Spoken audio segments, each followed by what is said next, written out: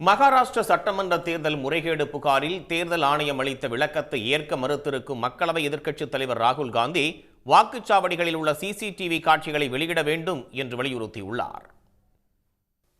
Maharashtra match fixing என்ற தலைப்பில் மராட்டிய தேர்தல் முறைகேடு குறித்து ராகுல் காந்தி எழுதிய கட்டுரை ஆங்கில நாளிதழில் வெளியானது.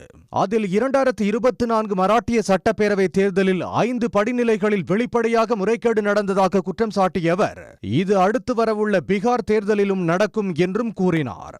இதற்கு பதில் தரும் வகையில் இந்திய தேர்தல் ஆணையம் அறிக்கை வெளியிட்டது.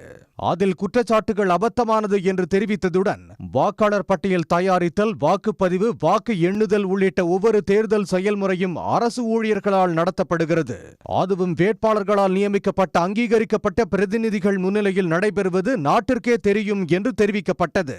இதனை ஏற்க மறுத்த ராகுல் காந்தி தமது குற்றச்சாட்டுகளுக்கு வெளிப்படைத்தன்மை இல்லாமல் தப்பிக்க நினைக்கும் மனப்போக்குடன் முக்கியமான பல கேள்விகளுக்கு மேம்போக்கான பதில்களை தேர்தல் ஆணையம் வெளியிட்டிருப்பதாக கடும் அதிருப்தியை வெளிப்படுத்தியுள்ளார்.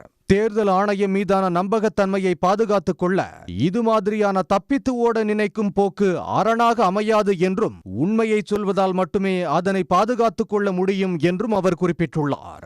மகாராஷ்டிர தேர்தலில் மறைப்பதற்கு எதுவும் இல்லை என்றால் மாலை 5 மணிக்கு பிறகு அனைத்து வாக்குச்சாவடிகளில் பதிவான சிசிடிவி காட்சிகளை வெளியிட வேண்டும் என்றும், அதேபோல் மக்களவை மற்றும் சட்டமன்ற தேர்தல்களின் ஒருங்கிணைந்த வாக்காளர் பட்டியலை டிஜிட்டல் வடிவில் வெளியிட வேண்டும் என்றும் வலியுறுத்தியுள்ளார். உடனுக்குடன் செய்திகளை தெரிந்து கொள்ள சன் நியூஸ் பெல் ஐகானை கிளிக் பண்ணுங்க.